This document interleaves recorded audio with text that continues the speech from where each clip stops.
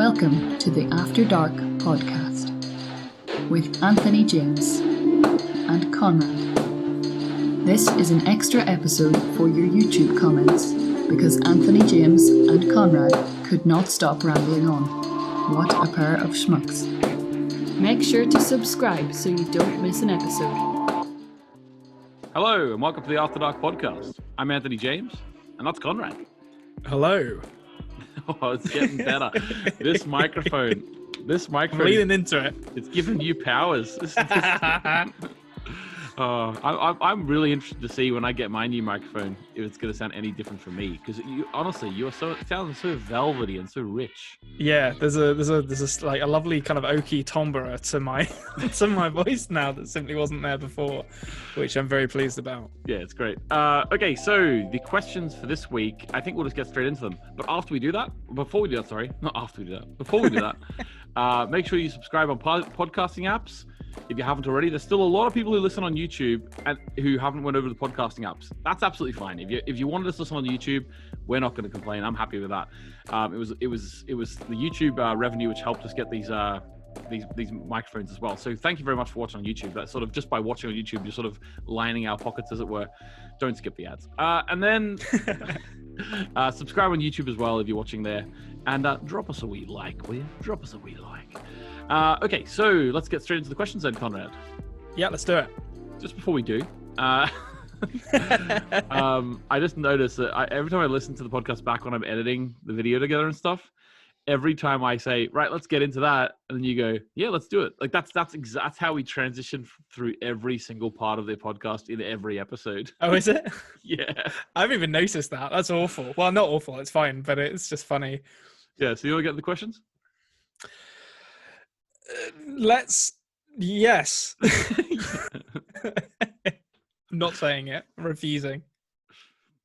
Okay, so question one. Sorry, I ruined that. No, we're motoring on through here. These question and answer videos are a lot less formal. Don't worry. Not that the actual main episode's formal at all. Just leave it all in. Leave it all in. Let them see how the sausage is made. Yeah, exactly. And like, let's talk about a formal podcast here, guys. Didn't I tell you that we were going to try and keep the episodes around an hour? What a stupid idea that was. Yeah. All right. Fair enough. Whatever. Okay. A stranger from the outside. Olaf. So Olaf asked the first question, and Olaf says, okay, so this is sort of alluding to something you already talked about, but who do you think Adam is? So we know that. And what is he up to? That's probably the more important part of this question. So after my second watch, as I said in the main episode, I think he might be Jonas at the end of his life, basically. What he's up to, so based on what Stranger Jonas said in this episode, and basically saying how he exists in all times, but they're different people. So to me, he's going to go through at some point some traumatic event, or he's just going to become jaded and bitter with his continued failure to save the people that he loves. I think, and that's going to lead to him becoming twisted and deciding that he's the only one who can actually fix things, because I think as it stands at the moment, we know that Stranger Jonas has been maybe a little bit manipulated by Claudia, or potentially others as well, and I think he's going to find out, and maybe some other things will happen to him as well, which will lead him to this belief that he needs to be the one who's in charge of everything, and that will kind of build this megalomaniacal desire within him to be in complete control. And it'll eventually lead him here. And I don't think it'll be... Will it be a sudden thing? I don't think it'll be a sudden thing. I think it will be a slow kind of thirst for power that will lead him here. But ultimately, it's hard to say what his end game is. I mean, he's obviously said the apocalypse needs to happen. I wonder why he thinks it needs to happen. Maybe because he thinks he knows what the alternative is, and he thinks it's worse than what actually happens. Although I don't know how he could actually know that. Although, him assuming he knows it, even though he can't actually have any confirmation of it, would certainly lean into that sort of megalomaniacal character that I think he's going to develop. Yeah. Okay. Interesting. I'm going to add a question on there of my own to you there. Okay. If Adam is Jonas, how did he get to 1921? Well, the passage is going to reopen. Because it's interesting. What I'm saying is, it's interesting the like where the middle stranger Jonas is, where he is now, is pretty sort of stable with his mom. Yeah. How do you see him got where he would go? You know, what I mean, how would he get to that point? That's a good question. I feel like he's got to go through something traumatic, that stranger Jonas. Maybe the apocalypse will be that. Maybe he will survive it somehow, and he will see everyone that he loves die, or most people that he loves die. Maybe he'll live it out in the bunker in the 1980 in the 2020. Maybe he'll go through the caves to travel through time again. Although, no, he's collapsed the passage, hasn't he, in 2020? So the caves. But actually, we see Noah take Bartos through them. So the passage in the caves must still be open. I don't know if he does take him through them or not. I'm not sure about that. Okay. Well, that's a mystery, isn't it? So yeah. We'll find out. Yeah, I mean, if Bartos, turns up in the next episode having traveled through time, we'll know the passage is still open. As it stands at the moment, it seems like Stranger Jonas believes that he is stuck in 2020 because he's collapsed the passage by using the H.E. Tannhaus machine in the tunnel. So maybe he will survive in 2020 by going into the bunker or by doing something else. But I feel like he has to go through something traumatic, and then after surviving the apocalypse, the passage will reopen somehow. I'm not sure how that's going to happen yet, and that's going to give him the ability to go back to the beginning, so to speak, in 1921, and he'll try to fix things there. Maybe that'll be where he'll run into young Noah and the whole, I met a man who, looked like he had been in the war and was, covered in scars. Bit will come into play, actually. Okay, awesome. All right, so Bill Ross asks, in this future we see that Jonas is in, how extensive does Konrad believe the destruction is? Is it localized or is it global? Can I answer this question? Yeah, go for it. Really quick. This comes up in the fandom a lot, and I understand why, because we're never really shown outside of Winden yet, you know what I mean? Yeah. So it's sort of very focused on one area, which most TV shows are, let's be honest. But can we all just look up the meaning of the word apocalypse? That was literally going to be my point. Yeah. Yeah. Like, you don't tend to really have localized apocalypses. Yeah. And I was thinking to myself, like, all these people hanging about in this area. Imagine if, like, just 20 mile down the road, it was all lovely and green. And like Munich down the road, they're just like, God, that doesn't look good, does it? Yeah. Like, what are those people in watching Winden doing? AI drones and wasp monsters like flying around the place, and they're all just carrying on. That was going to be exactly my point. I don't think there is such thing as a localized apocalypse. I think the implication has to be that the world has fallen apart. Yeah, and in terms of I think I understand the question because it is very focused on Winden. Like, so the idea that we don't really hear about the world in general. Maybe I don't know. Maybe on a radio station. We've actually no, because by the time Jonas is there, we only hear the radio station in 2020, don't we? So by the time Jonas is actually there, like, there doesn't seem to be anything functioning in terms of anything like radio or anything like that. I mean, the scientists who are killed in this episode are French. So there's that's a pretty firm indication that the apocalypse goes way beyond the borders of Germany. Never mind Winden. So I imagine that's as close to a sort of concrete confirmation we'll get that the rest of the world is in as bad a state as what we see in Winden. Yeah, exactly. And also in TV shows, you sort of, whenever you focus on one town, you sort of have to sort of accept that is sort of the center of the universe. Yeah, and to be honest, I don't like. I feel, well, no, I'm not going to say I don't like it, but I feel like tonally it wouldn't really work with Dark to have that typical kind of television on in the background where it says London burns or something, and there's like a news footage of Big Ben on fire or whatever. You could do that, I guess, but I'm not that bothered about what's happening in London, to be honest. It's the show is so sort of laser focused on Vinden that I feel like showing anything outside that actually takes some of that kind of insular feeling away from the setting. Yeah, and actually, if you'll excuse me going on a little tangent here, just for a quick minute, that's what I didn't like about Stranger Things season 2. Okay. I did like Stranger Things season 2. Don't get me wrong. I still haven't seen Stranger Things season 3. No, me either. Yeah, so I'll watch it eventually, I'm sure. But in Stranger Things season 2, they do introduce characters from outside of the town. I think the town's called Hawkins, and they go to a city and they show different characters in a city, and it sort of takes you out of that little feeling of the small town. I didn't really like that, to be honest with you. And I'm glad that Dark doesn't seem to be doing that now. Okay. Absolutely.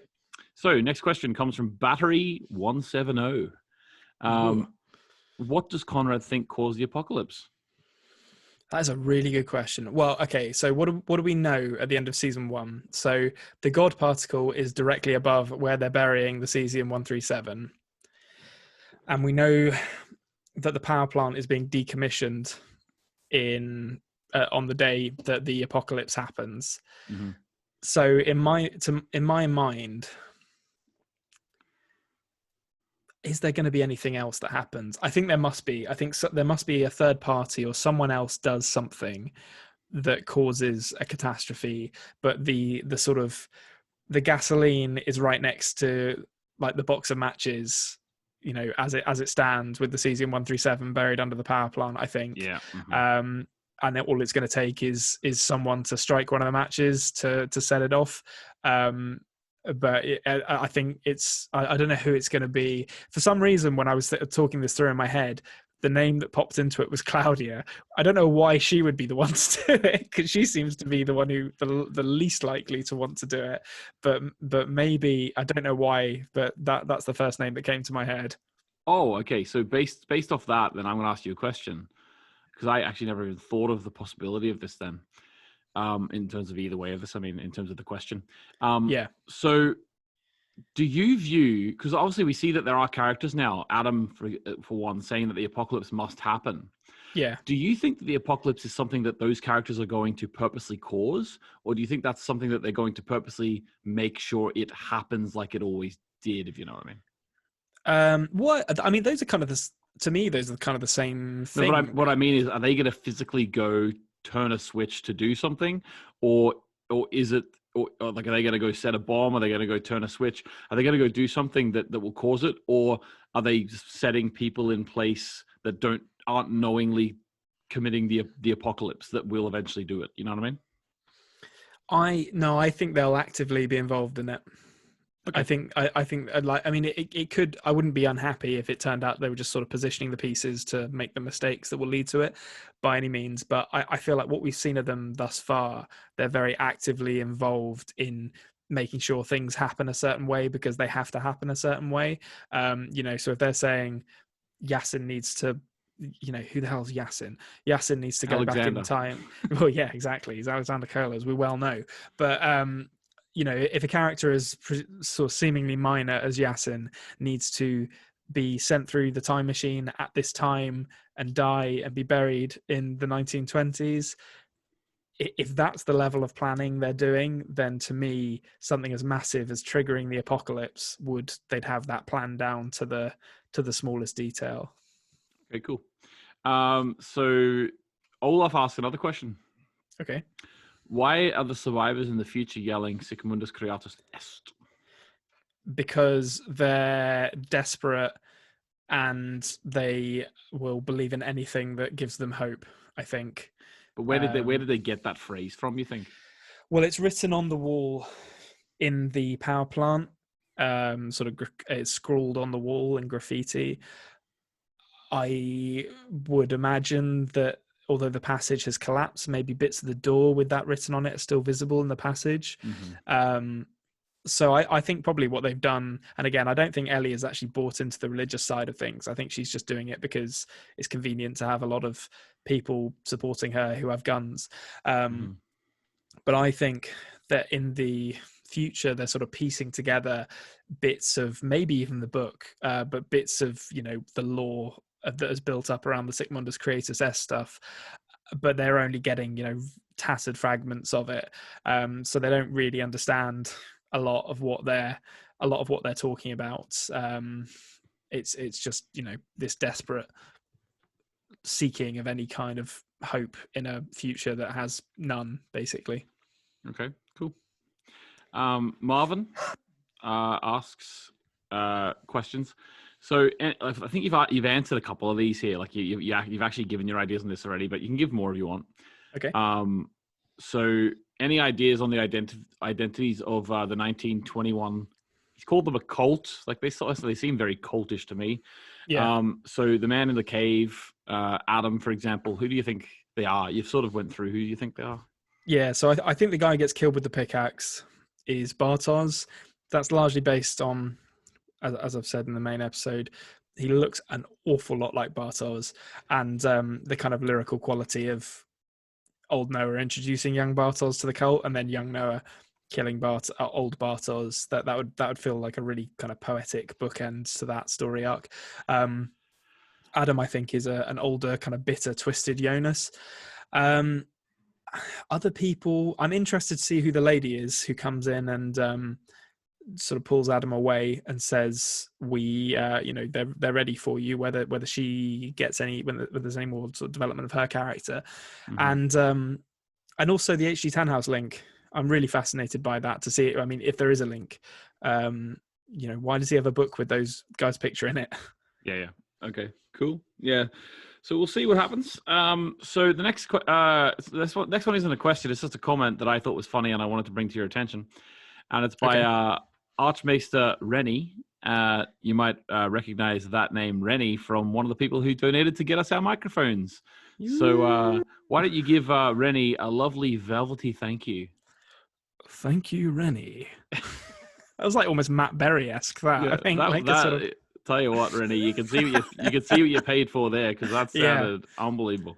I've got a little side gig of sensual thank yous recorded and sent to your door. Yeah, I have to be honest with you, listeners. I'm loving hearing this microphone because I've been listening to this little crappy, what do you call it? Like headset mic. My pro gaming mic. Yeah, so we got so used to it, didn't we? To the point where every time you would move, we'd hear the bumps and the bumps and the bumps. Whereas, and every time I'd touch my headset, because it's like a metal set of headphones, it echoes throughout the microphone as well, which doesn't make for great recording.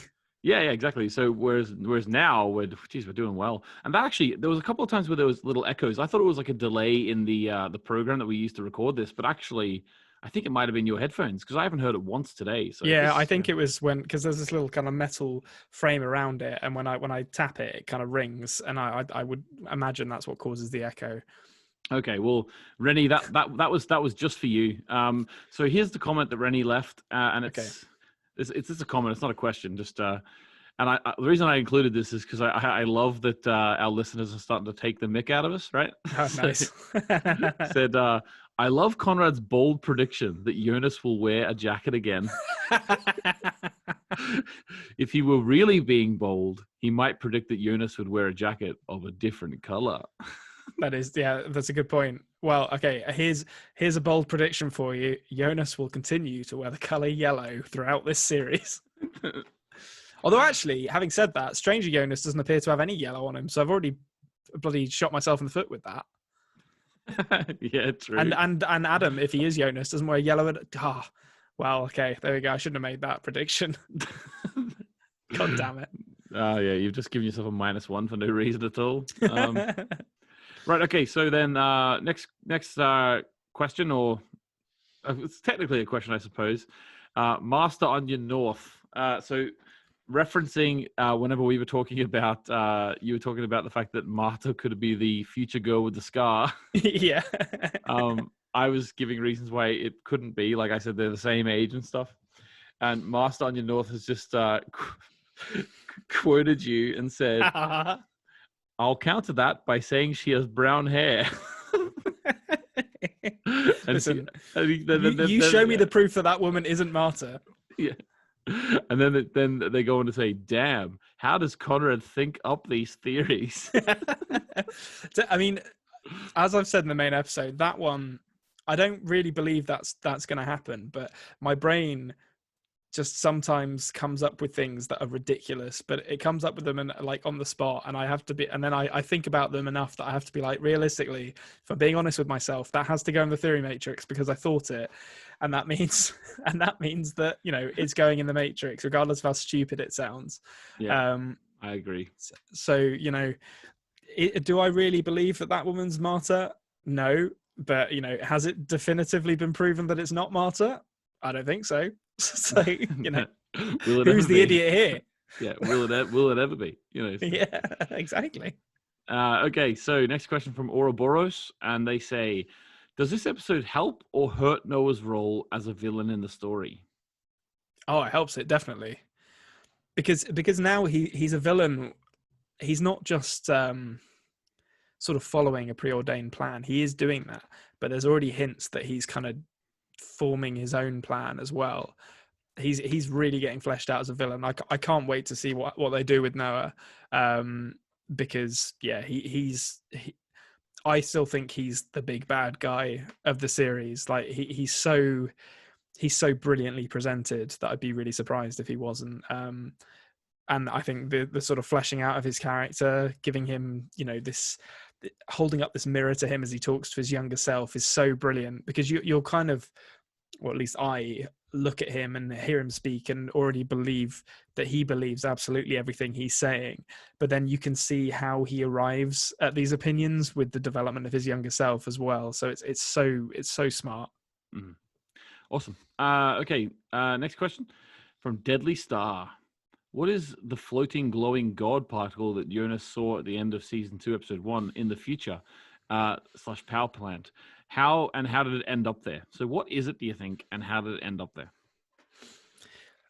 So if you want my honest answer, my first thought was that it was like kind of a Half-Life portal to another dimension.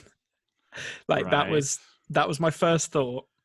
I would love for the future to actually have, you know, kind of crazy bug monsters and stuff that have taken over the world in it. I don't know if that's the kind of show they're making, but that was my first thought. So I'm going to stick with that until we see a bit more of it. How is it made? It's something to do with the cesium-137. Someone, to use the metaphor from before, someone lit one of the matches next to the gasoline, I think, and either in the powering down of the reactor, they caused some kind of reaction or meltdown or something else. But yeah, it's something to do with that. Okay, cool. Next one. So, okay, so this is from Stephen Crummy, and Stephen Crummy has a few comments and also asks a question. So, for the first comment says, that's it. If someone doesn't start an early 90s alternate rock band called Konrad's Theory Matrix, then I'm going to have to. Do like an Alice in Chains thing. Konrad's Theory Matrix. Okay. Here's the question. Has Konrad watched any of the official trailers? I mean, before he started the episode 1, did he watch the trailer beforehand? Will he watch the trailer for season 2? Doesn't seem like he has. Would it spoil it if he did? So let's have a chat about that. Like, you haven't been watching the trailers so far. No. I think it's probably best that you don't, but maybe go through what your thoughts on that are. Yeah, I mean, I like going in completely blind. So I've not watched any trailers for anything. The most I've seen is, excuse me, about 5 seconds of the sort of promo, or not even 5 seconds, probably a bit less than that, of the promo video for, I guess it would be for season 3 on Netflix, in which you do see Jonas's face, or young Jonas's face, which implies he's in it. But apart from that, I've not seen anything, and I'd like to keep it that way, I think, because it's just spoilers, really. It pushes your brain in certain directions, and I feel like this is a show which really lends itself to not knowing what's going to happen. Yeah, exactly. So, The fact that young Jonas is in season 3 shouldn't come as a shock to you, considering the fact that we've already met his middle-aged self. Yeah, he seems like he might be a fairly major character, to be honest, at this stage, Jonas. So, yeah, imagine having a series with only three seasons and killing off your main character. Yeah. What actually happens at the end of season 2 is young Jonas, stranger Jonas, and Adam all meet up, have a chat, and they're like, "Should we just stop?" And they agree, and then they leave the series.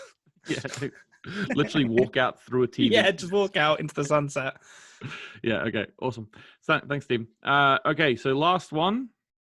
Again, I'm not quite sure if this. Oh, this is actually just someone pointing out that you left out something from the theory matrix that should have been in there. Oh, hopefully it's a positive one. Yeah, I think it is. They would. I think they would have been pointing that otherwise.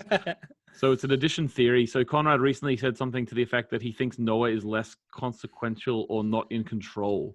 I.e., you remember you were talking about how Noah isn't the big bad or what? Oh yeah, like not the guy who's pulling the strings. Yeah, exactly. So I think you said that. I don't know if that's in. That's not. Is that in the theory matrix already? So it is. It was proposed in episode 10. So I'll revisit the matrix so we can see if this fits the bill. So we got for this. We will reveal the character pulling Noah's strings in season 2, and Noah will develop by forming schisms with this individual, and will either usurp them or break away from them to pursue his own goals. So I think that already was in there. Yeah. I think what this commenter is referring to, I think I did actually propose probably a couple of episodes before that Noah was kind of smaller fry than I actually thought he was. I think it might have been episode 8 almost, where he starts hinting at a plan that they have to follow. That was the one. I think it was episode 9 where he was like working on the machine. In the bunker. Yeah. So I think what I probably did was kind of amalgamated those two theories into that one for episode 10. But that commenter is correct. I did propose that earlier. We'll revisit it in the season review. I think it might be. I've got to keep these potential extra points in the back pocket to see how the score is going. Awesome. Okay, so that's all the questions and comments we have for this week. So you're looking forward to season 2, episode 2, Konrad? Yes, very much so. I cannot wait to see where this goes. I want someone to touch the God particle. Put your finger in it. Okay, I'm gonna ask you one more question then before we go. Okay. What do you think is gonna so we haven't seen Claudia yet. We've heard her voice on the tape recording. Yeah. But what do you think is gonna be her first thing she does in this series? Because I think the last thing we saw was she was just sitting in her car when the lights were flashing at one point, and she was just reading the H.G. Tannhaus book. I think that's the last time we saw her. Young Claudia or old Claudia? Middle-aged Claudia. Oh, yeah, middle-aged is probably a more appropriate way of describing her. So she was in the 80s, just sitting in her car. Yeah, reading the book. Heavily implying she's going to get involved. Yeah, I mean, I'm certain we kind of know she's getting involved. Oh, yeah, because of her older self, yeah. What is she doing, though? That is a good question, because she still hasn't taken that leap. She hasn't actually traveled through time. I think she's going to go back into the caves. That's my suspicion. Okay, so she'll sort of be the Katarina equivalent in the 80s, sort of in the cave searching sort of thing? Yeah, well, I think that's the way she's going to have to travel, because H.G. Tannhaus... So H.G. Tannhaus has a working time machine, doesn't he, in the 80s? No, I think he gave it to Stranger. Does he just have... What did the Stranger do with the old one? I think the old one, he left it there. Yeah, he left it there with H.G. Tannhaus. So, I'm going to revise that. I'm going to say I think she goes to visit... does she know he exists? Probably. Well, she's reading his book. She's reading the book, isn't she? Yeah. So I think she's going to go visit H.G. Tannhaus, and she's going to get her hands on his time machine. Okay, interesting. Awesome. Great. Okay, so I'm really looking forward to the next episode. In fact, I might go and watch it now. So thanks very much for listening, everyone. Make sure you subscribe on the audio apps. Make sure you subscribe on YouTube. Until Monday, I think we just have to say goodbye. Goodbye. Thank you for listening to the After Dark podcast. Make sure you subscribe so you don't miss an episode.